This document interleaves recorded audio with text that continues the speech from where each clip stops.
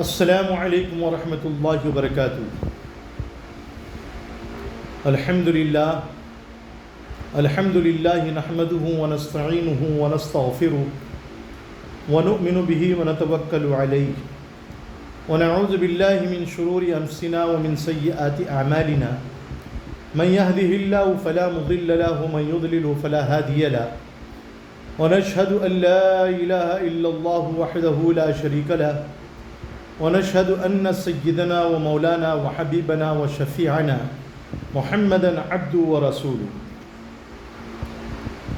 الذي أرسل بالحق بشيرا ونذيرا وداعيا إلى الله بإذنه وسراجا منيرا أما بعد فأعوذ بالله من الشيطان الرجيم بسم الله الرحمن الرحيم فقلت استغفروا ربكم إنه كان غفارا يرسل السماء عليكم مدرارا ويمددكم بأموال وبنين ويجعل لكم جنات ويجعل لكم أنهارا صدق الله المولانا العظيم وصدق رسوله النبي الكريم ونحن على ذلك لمن الشاهدين والشاكرين والحمد لله رب العالمين۔ برادران ملت معزز سامعین کرام، جیسا کہ آپ حضرات اس بات کو جانتے ہیں کہ یہ جو وقت گزر رہا ہے، موجودہ حالات جن کو کہتے ہیں، موجودہ حالات میں مسلمانوں کے حالات بہت ہی زیادہ خراب ہیں۔ ہر طرف سے مسلمانوں کے اوپر حملہ ہو رہا ہے، یلغار ہو رہا ہے، مسلمانوں کی جانیں لی جا رہی ہیں، مسلمانوں کی جائیداد کو، مال کو، گھر بار کو، ہر چیز کو تباہ اور برباد کر دیا جا رہا ہے۔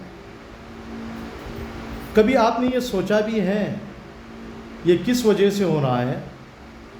اس کی وجوہات کیا ہے؟ دیکھیے، سب سے پہلی بات تو یہ ہے کہ ہمارا اور آپ کا تعلق اللہ کی ذات سے بہت کم ہو گیا ہے۔ اللہ سے اور اس کے رسول سید البشر، سید المرسلین، افضل الانبیاء حضرت محمد الرسول اللہ صلی اللہ علیہ وسلم کی محبت بھی ہمارے دلوں میں بہت ہی کم رہ گئی ہے۔ اگر ہمارے اندر اللہ کی محبت ہوتی تو ہم اللہ کے احکام پر عمل کرتے، حضرت محمد الرسول اللہ صلی اللہ علیہ وسلم کی حقیقی محبت ہمارے دلوں میں ہوتی تو ہم آپ کی سنتوں کو زندہ کرتے، سنتوں پر عمل کرتے۔ اللہ سے تعلق پیدا کرنے کے لیے، رسول اللہ صلی اللہ علیہ وسلم سے گہرا تعلق پیدا کرنے کے لیے یہ ضروری ہے کہ ہم اللہ کے احکام کو زندہ کریں، رسول صلی اللہ علیہ وسلم کی سنتوں کو زندہ کریں۔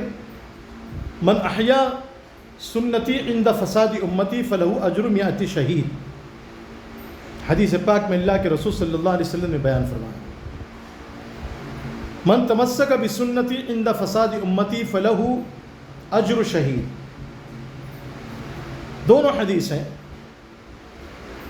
تو ہمارا اور آپ کا تعلق ایک تو اللہ کے حکام پر عمل کرنے سے، حضور کی سنتوں پر عمل کرنے سے مضبوط ہو جائے گا، اور دوسری بات یہ ہے کہ امام احمد رحمۃ اللہ علیہ نے اور امام ابو داؤد رحمۃ اللہ علیہ نے ایک روایت نقل فرمائی ہے، عبداللہ ابن عباس رضی اللہ تعالیٰ عنہ سے روایت ہے کہ رسول اللہ صلی اللہ علیہ وسلم نے بیان فرمایا، من لزم الاستغفار جعل اللہ له من كل ضیق مخرجا ومن كل هم فرجا ورزقه من حيث لا يحتسب، کہ جو شخص استغفار کو یعنی مغفرت طلب کرنے کو اللہ رب العزت سے لازم پکڑ لیتا ہے تو اللہ رب العزت ہر تنگی سے نکلنے کا راستہ اس کے لیے بنا دیتے ہیں، اور ہر غم سے اللہ رب العزت اس کو چھٹکارا دے دیتے ہیں، اور جہاں سے اس کو رزق کی آنے کی امید بھی نہیں ہوتی، گمان بھی نہیں ہوتا، ایسی جگہ سے اللہ اس کو رزق عطا فرماتے ہیں۔ تو اس حدیث پاک سے یہ بات معلوم ہوتی ہے کہ اللہ رب العزت سے تعلق پیدا کرنا ضروری ہے، اور وہ تعلق پیدا ہوگا کثرت استغفار سے۔ کثرت سے اللہ سے مغفرت طلب کرتے رہیں گے تو اللہ سے گہرا تعلق ہوگا، اور اللہ تو پوری دنیا کا بادشاہ ہے، وہ تو رب العالمین ہے، وہ مالک الملک ہے، وہ کائنات کا بادشاہ ہے، وہ تو احکم الحاکمین ہے، پوری دنیا کی لگام اسی کے ہاتھ میں ہے، پوری دنیا اس کے قبضے قدرت میں ہے۔ تو جس کے قبضے قدرت میں پوری کائنات ہے، تمام عالم ہے، پوری دنیا ہے، اسی سے گہرا تعلق پیدا کر لو تو کیا ہوگا؟ اللہ رب العزت ہمارے کاموں کو بنا دے گا۔ ایک تو یہ ہے کہ ہمارے اوپر جب بھی کوئی رنج ہو، آفت ہو، مصیبت آ جائے، پریشانیاں آ جائیں، رنج آ جائے، تکلیف میں ہم پڑ جائیں، تو ہم اس وقت میں استغفار کریں۔ اور ایک تو یہ ہے کہ ہم ہمیشہ استغفار کرنے والے ہو جائیں، کیونکہ ہم سے چھوٹے گناہ بھی صادر ہوتے ہیں، بڑے گناہ بھی صادر ہوتے ہیں، کبیرہ گناہ، صغیرہ گناہ ہر وقت صادر ہوتے رہتے ہیں۔ ایک حدیث پاک میں جس کو حضرت انس رضی اللہ تعالیٰ عنہ نے نقل فرمایا ہے، روایت یہ ہے، کل بنی آدم خطاؤن وخیر الخطائین التوابون۔ حضرت انس رضی اللہ تعالیٰ عنہ بیان کرتے ہیں کہ رسول اللہ صلی اللہ علیہ وسلم نے بیان فرمایا کہ ہر بنی آدم خطا کرنے والا ہے، گنہگار ہے، سوائے انبیاء علیہ الصلاۃ والتسلیم کے، کیونکہ پیغمبر معصوم عن الخطا ہوتے ہیں، پیغمبروں سے گناہ سرزد نہیں ہوتا، اور بہترین توبہ کرنے والے وہ لوگ ہیں، بہترین گناہ کرنے والے وہ لوگ ہیں جو کثرت سے توبہ کرنے والے ہیں، مغفرت طلب کرنے والے ہیں، اللہ کے سامنے گڑ گڑانے والے ہیں۔ تو آج ہمیں یہ چاہیے کہ ہم اللہ سے مغفرت طلب کریں، اللہ کے سامنے توبہ کریں، کیونکہ ہمارا کوئی گھنٹہ، ہمارا کوئی منٹ، ہمارا کوئی سیکنڈ خالی نہیں جاتا کہ جس میں ہم سے گناہ نہ ہو رہے ہو۔ ہر وقت ہم گناہ میں ملوث ہیں، پیغمبروں کو چھوڑ کر، اس لیے کہ پیغمبر تو اللہ کے معصوم بندے ہوتے ہیں۔ ہم رات میں بھی گناہ کر رہے، دن میں بھی گناہ کر رہے، 24 گھنٹے گناہ کر رہے، ہم سے گناہ سرزد ہو رہے، تو ظاہر سی بات ہے کہ ہمارے لیے ضروری ہو جاتا ہے، فرض ہو جاتا ہے کہ ہم اللہ رب العزت کے سامنے گڑ گڑائے، توبہ کرے، اللہ سے مغفرت طلب کرے۔ ایک حدیث ہے، اور بہت اہم حدیث ہے، اس بات کو یاد رکھیں آپ، جو میں آپ کے سامنے بیان کر رہا ہوں۔ اس روایت کو امام احمد رحمۃ اللہ علیہ نے اور امام ترمذی رحمۃ اللہ علیہ نے نقل فرمایا ہے، ابو ہریرہ رضی اللہ تعالیٰ عنہ سے ہے کہ رسول اللہ صلی اللہ علیہ وسلم نے بیان فرمایا، ان المؤمن اذا اذنب ذنبا، کہ بلا شبہ جب کوئی مومن بندہ کوئی گناہ کرتا ہے تو ایک کالا نقطہ اس کے دل پر لگ جاتا ہے۔ جب وہ مومن بندہ توبہ کرتا ہے، استغفار کرتا ہے، تو اس کا دل اس کالے نقطے سے، اس سیاہ نقطے سے بالکل صاف ہو جاتا ہے، جیسے دودھ ہوتا ہے نا، یا جیسے بالکل صاف پانی ہوتا ہے، ویسے اس کا دل بالکل صاف ہو جاتا ہے۔ ہاں، اگر وہ بندہ گناہ کرنے کے بعد میں توبہ نہیں کرتا، استغفار نہیں کرتا، اللہ کے سامنے عاجزی انکساری نہیں کرتا، اللہ کے سامنے ہاتھ اٹھا کر نہیں مانگتا، اللہ سے مغفرت طلب نہیں کرتا، تو کیا ہوتا ہے؟ اللہ کے رسول حضرت محمد رسول اللہ تعالی علیہ وسلم نے بیان فرمایا، پھر جب گناہ کرتا ہے، پھر کالا نقطہ اس کے دل پر لگ جاتا ہے، پھر تیسرا گناہ کرتا ہے، پھر کالا نقطہ اس کے دل پر لگ جاتا ہے، یہاں تک کہ اس کا دل بالکل سیاہ ہو جاتا ہے۔ کیسے ہو جاتا ہے؟ جیسے کوئلہ ہوتا ہے نا، اس کے مانند ہو جاتا ہے، اور وہ گناہوں سے کالا ہونا ہے۔ کپڑا کالا ہو جائے تو صابن سے نکل جائے گا، برتن کالے ہو جائے تو صاف کرنے کے بعد میں، پانی سے دھلنے کے بعد میں نکل جائیں گے۔ لیکن ایک بات یاد رکھیں، آپ کا دل اگر گناہوں کے ذریعے سے کالا ہو گیا تو آپ اس کو کتنا بھی صابن لگا لو، رگڑ لو، کچھ بھی کر لو، وہ دل جو ہے نا صاف نہیں ہونے والا۔ اس لیے جب گناہوں سے دل کالا ہو جائے تو بہت مشکل ہو جاتا ہے، نکلنا باہر ہو جاتا ہے۔ اللہ کے رسول صلی اللہ علیہ وسلم نے بیان فرمایا، پھر اس کا دل زنگ آلود ہو جاتا ہے۔ اسی کو اللہ رب العزت نے قرآن کریم کے 30ویں پارے میں سورۃ المطففین میں بیان فرمایا، کَلَّا بَلْ رَانَ عَلَىٰ قُلُوبِهِمْ مَا كَانُوا يَكْسِبُونَ، ان کے دلوں پر زنگ لگ چکا ہے، ان کے بدعمالی کی وجہ سے، ان کے کرتوت کی وجہ سے، اور ان کے اعمال کے خرابی کی وجہ سے۔ اس لیے میرے محترم بھائیوں، برادران ملت، معزز سامعین کرام، آج موجودہ حالات میں ہم اللہ کے سامنے ہاتھ اٹھا کر کے توبہ کریں، مغفرت طلب کریں۔ اللہ سے ہمارا تعلق بہت کم ہو گیا ہے۔ جب اللہ سے ہم استغفار کریں گے، مدد طلب کریں گے، مغفرت طلب کریں گے، اللہ کے سامنے توبہ کریں گے، تو اللہ بہت سی چیزوں سے ہم لوگوں کو نوازے گا۔ حسن بصری رحمۃ اللہ علیہ کے پاس میں ایک شخص آیا اور آ کر کے کہا کہ حضرت، قحط سالی ہو رہی ہے۔ قحط سالی کی اس نے شکایت کی کہ خشکی ہو رہی ہے، کھیتیاں سوکھ رہی ہیں، زمین سے پانی نہیں نکل رہا ہے۔ حسن بصری رحمۃ اللہ علیہ نے اس سے فرمایا کہ استغفار کرو، اللہ سے مغفرت طلب کرو۔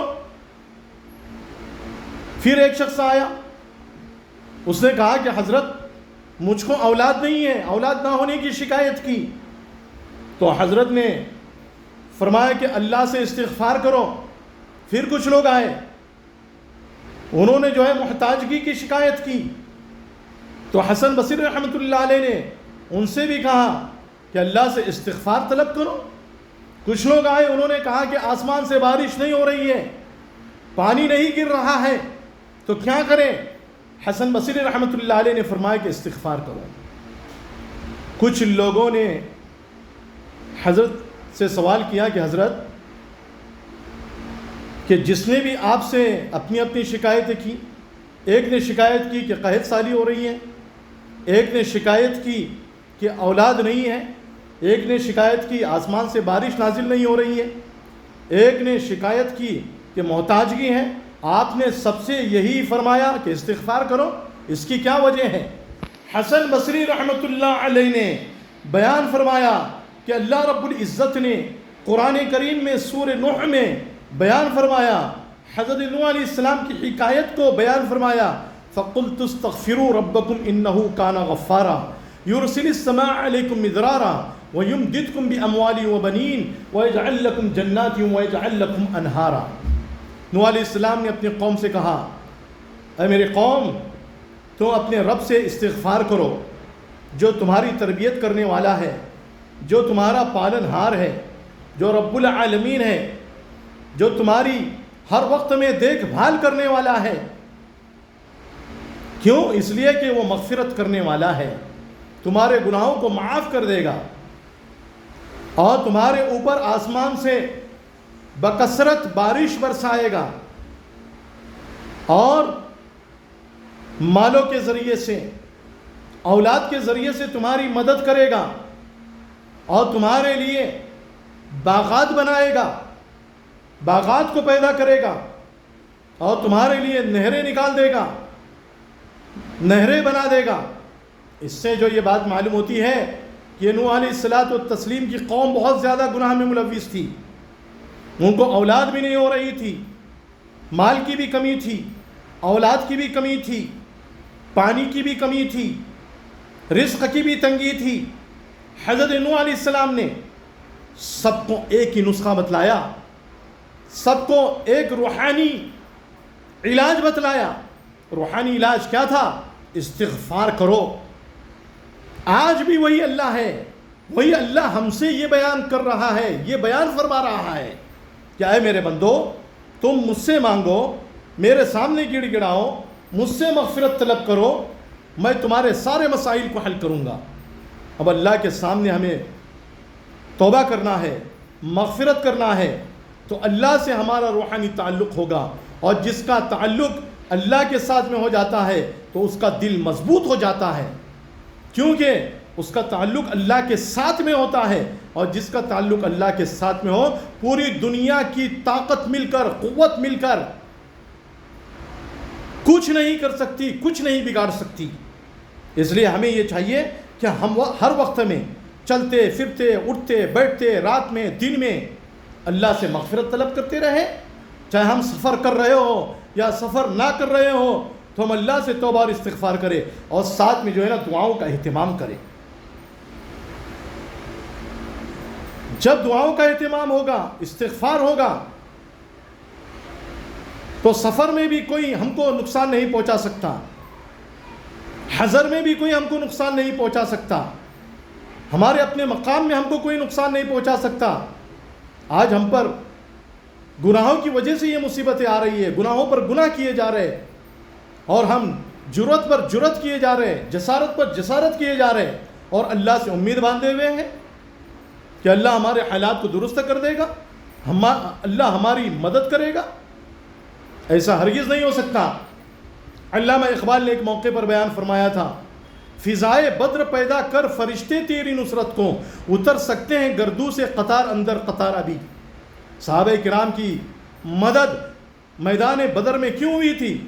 صحابہ کرام کا ایمان اتنا مضبوط تھا, صحابہ کرام کے اعمال مضبوط تھے, ایمان پر جمے ہوئے تھے, اعمال پر جمے ہوئے تھے, اعمال پر مداومت تھی, ہمیشگی تھی. اس لیے اللہ کی جانب سے آسمان سے ان کی غیبی مدد ہوئی, فرشتے ان کی نصرت کو آئے. فضائے بدر پیدا کر فرشتے تیری نصرت کو. آج بھی وہی اللہ ہے, آج بھی وہی فرشتے ہیں, آج بھی اللہ کی وہی طاقت اور قوت ہے. لیکن اب ہمیں یہ چاہیے کہ ہم اپنے ایمان کو ایسا بنائیں, ایمان کی محنت کریں, ایمان کو مضبوط کریں, ایمان پر جمے رہیں, اور اعمال کرنے والے ہو جائے, اخلاص کے ساتھ میں کرنے والے ہو جائے, عبادت اللہ کے سامنے کرنے والے ہو جائے. صرف ایک رب کی عبادت, ایک رب کے سامنے جھکنے والے ہو جائے, ایک رب کے سامنے جو ہے نماز پڑھنے والے ہو جائے, تو اللہ ہماری مدد اور نصرت کرے گا. یاد رکھو, آج ہم یہ سمجھ رہے ہیں کہ ہم غیروں کے جیسے اعمال کر لیں گے تو ہماری مدد ہو جائے گی. کوئی مدد نہیں ہوگی, اللہ ناراض ہوگی, اور اللہ جب ناراض ہوگے تو ظاہر سی بات ہے کہ پوری دنیا کی مخلوق آپ کے اوپر ٹوٹ پڑے گی. تو بہرحال یہ کچھ ضروری باتیں تھیں جو آپ کے سامنے میں نے بیان کر دیا, مختصر باتیں تھیں. اللہ رب العزت آپ کو بھی اور مجھ کو بھی ان تمام باتوں پر عمل کرنے کی توفیق نصیب فرمائے. السلام علیکم ورحمۃ اللہ وبرکاتہ.